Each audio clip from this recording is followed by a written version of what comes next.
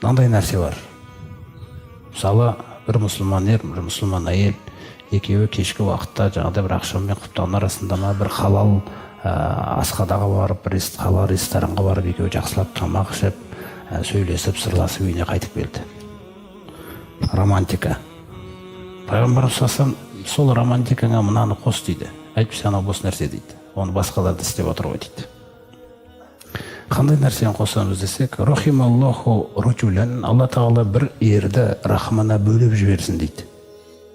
Рахымына бөлесін дейді бір ерді. Қандай ер? Қама минал лайли, түнде ұйықтап жатып, түнгі уақытта ұйқысынан оянған ерді дейді. Фасолла, сөйтіп намаз оқыды дейді. Ва айқазат имраатаху, барып әйелін оятып жатыр. Көрдіңіз бе? Жаңағы кім тәтті дегенде андай бізде не сөздер бар ғой, мал тәтті, жан тәтті, жар тәтті деген. Бірақ жарыңның намазда тұруы түнде ол тәттірек. Түсіндіңіз ғой? Сонымен әйелін оятады дейді. Әйелін оятады да әйелде намаз оқып алады дейді. Фейн әбәт, егер әйелі тұрмай жатса, қойш деп атса дейді. Фарашша фи вашхихал маа, бір суды алып келіп, суды себет дейді бетіне. Сөйтіп оятпай қоймайды дейді оны. Неге? Өйткені ақырет қой түпкі мақсатты.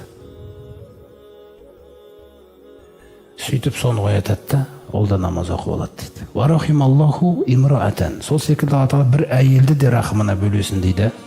Қомат минал лейли фасоллат, түнде тұрып намазын оқып, ва айқазат заужаха, сөйтіп барып күйеуін оятқан. Сөйтіп күйеуі де намаз оқыған. Фейн әба рашшат фи вашхихи алма, күйеуі тұрмай жатса, барып су себетін. Осы романтика. Романтиканың көкесі осы. Пайғамбарымыздың отбасында болған осындай нәрсе бар, құрметті жамағат.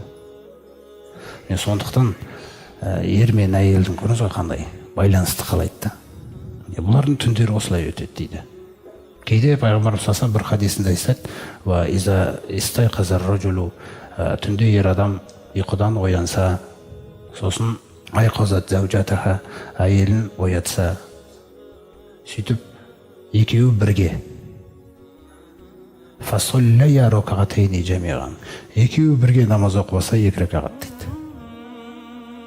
Кутиба, екеуінде Аллах тағала жазып қояды, миназзакирин Аллаха касиран ва закират, Алланы көп еске алатын ерлер мен көп еске алатын әйелдердің тізіміне тіркеп қояды дейді. Болды.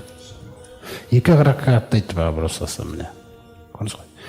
Осындай нәрселер бар өмірде. Сосын бұл түнгі намазда адамның сұрайтын нәрселері өте көп. Дүниенің жақсылықтары, ақыреттің жақсылықтары. Алла бай ғой. Бай болғаннан кейін сарқылмайды жақсылықтар. Соның барлығын сұрайтын жаңағы мүминдер мен мүмин әйелдер осыны сұрайды түнгі уақыттарында. Бірақ Алла тағала соның күллі дұғаларының ішіндегі тек бір дұғасын ғана айтады нәрсе. Ол қандай деген кезде, ол негізгі мұсылманның коронный дұғасы. Жаңағы жердің бетінде Рахманның құлы болып жүре алу үшін. Қандай нәрсе ол деген кезде, «Валлазина яқулуна раббана сриф анна азаба жаханнама, инна азабаха кана гарама, иннаха саат мустақарра ва муқама». Олар сол түнгі намаздарында бұлай деп айтады дейді. Раббымыз бізден жаханнам азабын аулақ қылса.